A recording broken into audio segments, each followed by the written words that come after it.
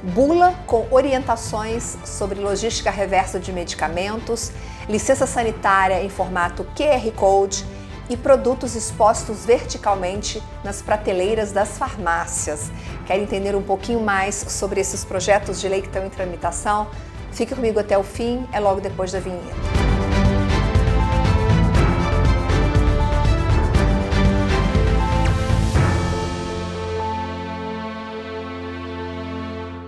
Olá, bem-vindo, bem-vinda ao canal das Coferj no YouTube. Está no ar o Bula Legal, um programa que mensalmente atualiza você sobre os projetos de lei que tramitam no Congresso Nacional, na Alerj, na Prefeitura do Rio e que podem ser bons ou ruins para o seu negócio, para a sua farmácia, para a sua drogaria.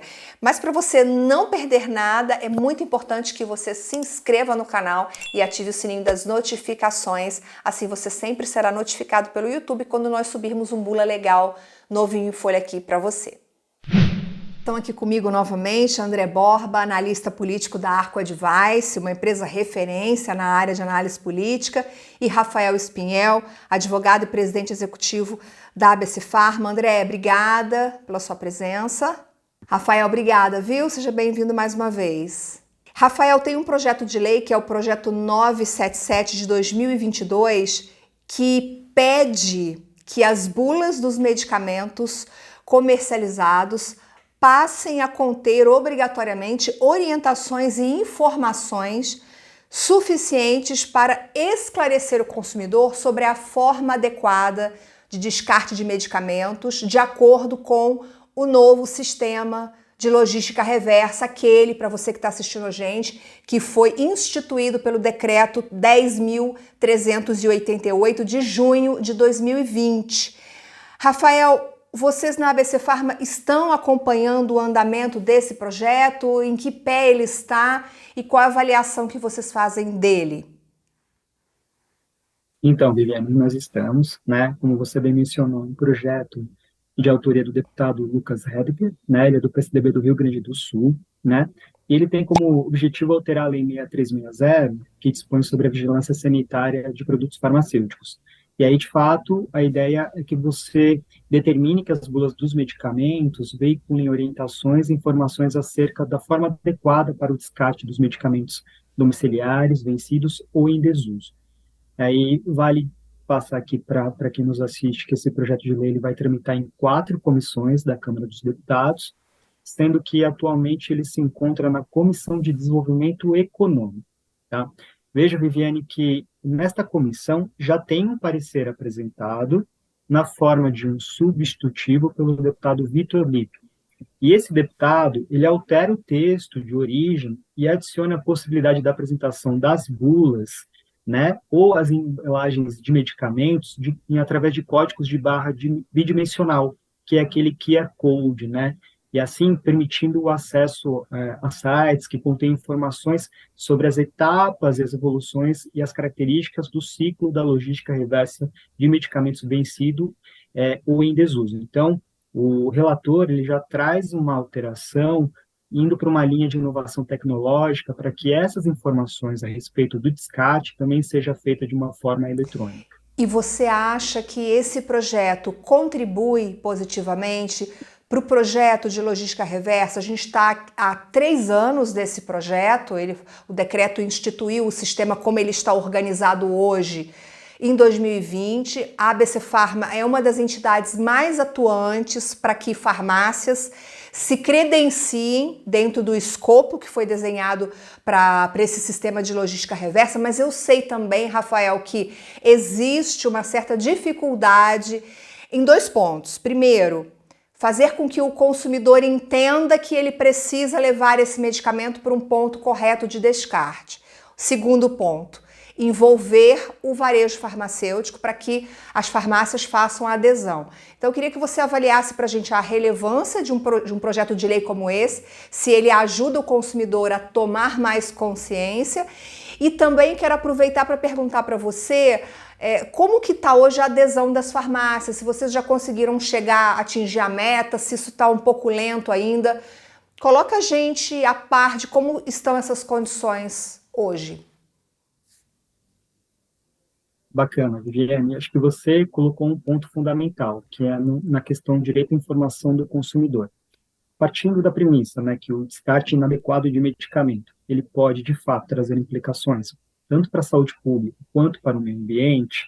Obviamente que é extremamente relevante o que se propõe dentro do projeto de lei, porque ele possibilita que o consumidor, que tem um papel, e é importante registrar, fundamental no ciclo da logística reversa, ele tenha o conhecimento e uma maior acessibilidade com relação às informações. Então, acredito sim que ele tem um projeto de lei na sua premissa, né? Ele tem um ponto muito interessante que é trazer a possibilidade de que esse acesso seja de conhecimento ao consumidor, que tem um papel fundamental dentro dessa cadeia, né? Que ele é o primeiro ponto para que se possa realmente realizar o descarte de uma forma adequada e que se dê destinação ambiental de uma forma correta. E aí, dentro da sua segunda pergunta, com relação hoje à dinâmica, né, há um grupo formado por entidades, né, que representam o setor farmacêutico, dentro da lógica do Decreto Federal 10.388, e a partir da implementação que ocorreu no ano de 2021, através do sistema, né, que a gente denomina de LogMed, logística de medicamentos, a gente já tem hoje dados, uma métrica de atendimento de mais de 127 milhões dentro da população do nosso país, com mais de 5 mil pontos de coleta distribuídos no país, que é muito significativo, pensando já dentro dessa premissa que está sendo desenvolvida com relação à logística a implementação de logística reversa de medicamentos no nosso país. Dados já dentro desse grupo, que é formado pelas entidades que eu mencionei, já demonstram que há mais de 261 toneladas de produtos recolhidos na fase inicial do programa até o presente momento, que é muito significativo e que tem uma perspectiva de ter um maior número, dado que dentro do próprio cronograma do Decreto Federal faz com que a gente tenha uma implementação e uma abertura com relação a pontos também nos municípios com população acima de 100 mil habitantes. Bom, ainda contigo, Rafael, mudando um pouquinho de assunto, foi aprovado no plenário da Câmara dos Deputados o PL 4043 de 2019, que faculta aos estabelecimentos comerciais disponibilizarem uma versão online e atualizada do Código de Defesa do Consumidor. Mas esse PL também traz um outro ponto que eu considero bastante importante, que é a permissão para que as licenças de funcionamento sejam disponibilizadas por meio de um QR Code, sem necessidade de serem fixadas na parede. O que a gente percebe, e aí a gente vê também nos projetos estaduais e municipais, é uma tendência de digitalizar todas essas obrigações, digitalizar as placas, digitalizar a licença, os documentos, quer dizer, a gente caminha para uma digitalização de todo esse arcabouço regulatório que a gente tem. Concorda, Rafael? Depois, se o André quiser comentar. Qual a sua avaliação, Rafael, sobre esse projeto? Nós vemos de uma forma muito positiva, Viviane. O texto, né, o projeto de lei, ele revoga uma lei federal, que é a Lei 12.291, de 2010, né, que exige essa lei de origem, que é objeto de revogação por parte desse projeto de lei, ele exige a manutenção de uma cópia impressa do Código de Defesa do Consumidor, e isso faz com que, através do projeto, que isso seja também facultado, essa disponibilização por via digital. Então, veja, na linha do que a gente conversou com relação ao projeto anterior, há um movimento crescente, né, no legislativo de adequação da nossa legislação às inovações tecnológicas, né, justamente tentando se adequar às transformações nas relações e nas ações humanas, né. Merece destacar, Viviane, que também essa proposta, esse projeto de lei, ele é muito interessante do ponto de vista da sustentabilidade. Por quê? Porque você traz também uma perspectiva de redução de consumo do papel, né, em alinhamento com valores contemporâneos de sustentabilidade. Então, a gente vê de uma forma muito positiva, porque permite que, tanto como você mencionou, a gente tenha um Código de Defesa do Consumidor, quanto outros documentos técnicos, como uma licença de funcionamento, sejam também disponibilizados na sua forma eletrônica, sem que traga prejuízo com relação ao acesso à informação ao consumidor, ao cliente. A gente entende que é um projeto muito E interessante. no Rio, André, eu acho que a gente já falou sobre isso aqui, tem até um projeto que é um projeto sugerido pela Ascoferj, não me lembro agora o nome do deputado, que também traz a possibilidade de algo que eu não me recordo agora do que seja também apresentado em QR Code. Se você lembrar, por favor, você me ajuda, porque isso aqui nem está no nosso roteiro, eu estou até trazendo essa informação aqui agora, neste momento. Bom, pegadinha, ótima pegadinha essa sua, Ingrid. Não, na verdade, existem projetos que são. Existem vários projetos exigindo vários cartazes.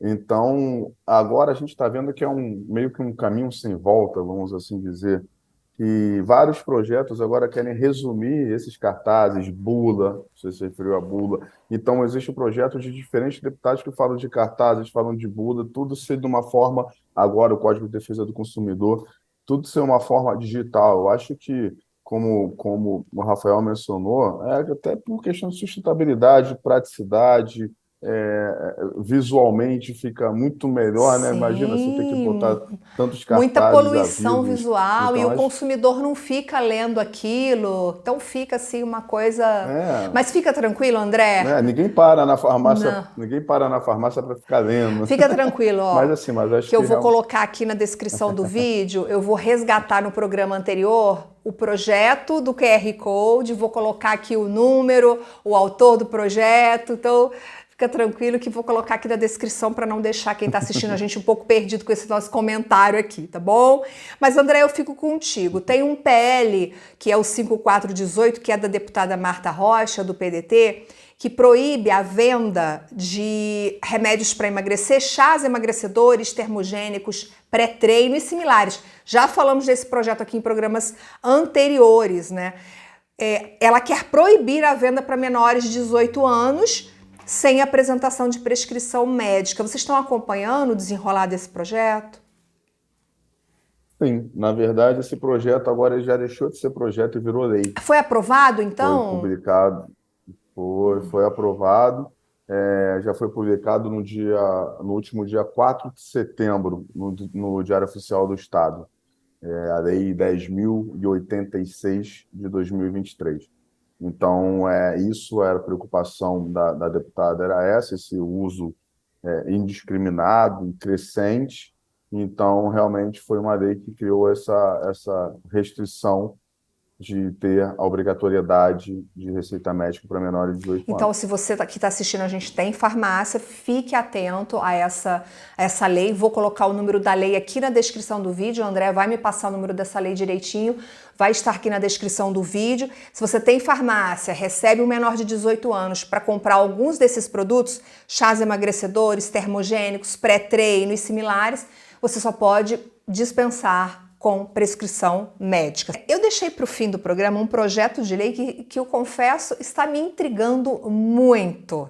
E eu quero até quem está assistindo a gente, você, escute agora a descrição que eu vou dar desse projeto e coloque aqui nos comentários se você entendeu exatamente qual é a proposta desse PL, porque eu li, eu entendo o que está escrito, mas eu ainda não consegui imaginar como isso seria viabilizado na prática. Depois eu quero até ouvir a opinião do Rafael. Esse projeto é um projeto do deputado Guilherme Delaroli, do PL, é o projeto 1172 desse ano, que ele propõe o seguinte, atenção, ele obriga os estabelecimentos comerciais, farmácias e drogarias, inclusive, a verticalizarem os produtos expostos nas prateleiras para garantir a acessibilidade aos consumidores. O projeto sugere colocar produtos similares verticalmente nas prateleiras, permitindo a todos, incluindo pessoas com deficiência, acessar as mercadorias de forma autônoma. Bom, eu quero ouvir você, André. Qual é a interpretação que você faz desse projeto? Porque, de certa forma, se a gente for pensar hoje em como os produtos são expostos nas prateleiras das farmácias, eles já seguem uma organização vertical. É lógico que a gente tem as prateleiras, os produtos eles estão organizados na forma horizontal e na forma vertical. Nós já temos as duas formas de exposição. Então, não estou conseguindo entender de que maneira esse PL mudaria isso. Você tem alguma, assim, alguma maneira de traduzir isso para a gente, André? Bom, na verdade, é bem difícil a explicação desse projeto, mas deixou entender que todos os medicamentos que tiverem em prateleiras acima têm que ter os seus exemplares, os similares na prateleira de baixo para ajudar ao acesso de, por exemplo, um cadeirante, tá? Na verdade, esse projeto ele foi aprovado hoje na CCJ, a Comissão de Constituição e Justiça, na parte da manhã. Hoje eu considero dia 6 de setembro. E ele ainda vai passar, vai para a comissão de pessoas com deficiência, e ainda vai ter um caminho longo pela Assembleia Legislativa, porque são 7 comissões designadas.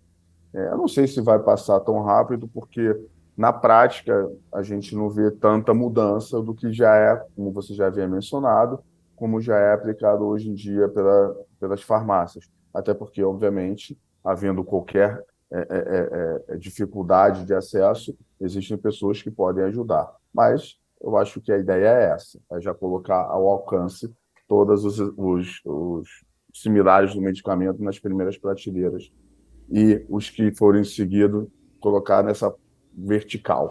Rafael, um tema complicado, porque tem toda uma lógica para a exposição de produtos no ponto de venda. Medicamento não tem exposição. Todo consumidor precisa se direcionar ao balcão e pedir a um farmacêutico ou um atendente pelo produto. A gente está falando aqui de MIPs e de produtos de perfumaria, que é o que está ao alcance do consumidor. Você vê razão, você vê sentido nesse projeto? Eu gostaria de destacar 2 pontos nesse projeto. Primeiro, trazendo até a discussão que a gente fez com relação ao projeto de lei 125 de 2023, que foi tratado anteriormente, que fala sobre a questão da adequação, né, da exposição dos MIPs, né, em autosserviço, adequando com o que já tem já hoje na normativa da Anvisa, a RDC 44 e a Instrução Normativa 09, justamente para que elas se harmonizem. Esse projeto, ele vai justamente na contramão. Por quê? Primeiro que ele traz, né, uma obrigatoriedade que vai em conflito com o que hoje já está previsto na RDC 44, que trata sobre, da Anvisa, que trata sobre as boas práticas, né, farmacêuticas para o controle sanitário do funcionamento e dispensação e comercialização de medicamentos, no que tange a questão da infraestrutura que as farmácias devem observar. Então, no primeiro ponto, já há uma inadequação, um conflito com o que já está previsto na Anvisa, que é importante salientar, é o órgão competente para regulamentar a questão afeta as farmácias no que tange a comercialização e dispensação. Então, isso é um ponto importante. E aí, se a gente entra na questão da acessibilidade, né, com relação ao consumidor, vale lembrar, né, Viviane, que a gente tem uma lei, 13.021 de 2014, que determina a presença do profissional farmacêutico durante todo o período de funcionamento da farmácia, justamente para que ele possa não tão somente fazer a orientação aos consumidores, mas auxiliá-lo com relação à dispensação daqueles medicamentos. Então, não vejo, no ponto de vista da farmácia, lógica com relação ao tema de verticalização, no intuito de você dar maior acessibilidade, porque no contexto de uma farmácia, tanto o profissional farmacêutico quanto aqueles colaboradores que são treinados, que passam por um processo de treinamento com relação aos POPs, para fazerem esse trabalho, dando o conhecimento, a orientação para aqueles que têm uma limitação, uma deficiência. Então, na minha concepção, seja na questão de infraestrutura quanto na acessibilidade, o projeto não deve prosperar. A gente vê que o deputado tem a boa intenção, mas me parece que falta ouvir o setor, sabe assim? Chamar o setor, ouvir, conversar, porque às vezes as coisas são propostas e sem fundamento, sem uma análise se aquilo realmente é necessário, é aplicável. Ninguém aqui está dizendo que a gente não tem que garantir o acesso, né, das pessoas portadoras de deficiência. Não é isso, mas a gente tem que pensar em como isso vai ser feito e não simplesmente fazer uma proposta assim, do nada, sem analisar. Concorda, André? Sim, não, na verdade, eu acho que isso é uma atitude normal de assembleias legislativas, por exemplo. é legislar sem saber exatamente qual é a sua competência. Não é à toa que muitos projetos de lei estaduais, tal, municipais, são considerados constitucionais porque eles não têm a real noção de qual a competência de cada um deles. Então, eles legislam e, ao final, a gente vai saber. Eu não sei se o fato de não ser competência do Estado para falar sobre determinado tema, isso não atrapalha no processo de aprovação do projeto de lei. Isso atrapalha depois, na vigência, porque não é como não competência do Estado, é competência da União, competência da Anvisa, enfim, isso termina que cai por terra. Então vira uma letra morta, né? Como pode-se dizer. Mas isso acontece, pode acontecer, tem que ficar de olho, porque todo mundo legisla sobre tudo. Então a gente tem que ver, né, qual é a competência de cada um e ver qual é a efetiva eficácia de uma lei, de um Bom, projeto. vamos acompanhar, estamos aqui de olho, por isso temos André, temos Rafael aqui. Conta pra gente nos comentários qual a sua opinião sobre os projetos que nós apresentamos aqui hoje, em especial sobre esse da verticalização da exposição dos produtos. Bom, André, obrigada, viu, pela sua participação. Eu que agradeço, Rafael, Jean, estamos à disposição. Forte abraço a todos. Obrigada, Rafael, mais uma vez. Viviane, André, eu agradeço a todos que nos assistem, nos escutam. Um grande abraço e fico sempre também à disposição. Obrigada a você pela companhia. Eu te vejo no próximo Bula Legal. Até lá. Tchau, tchau.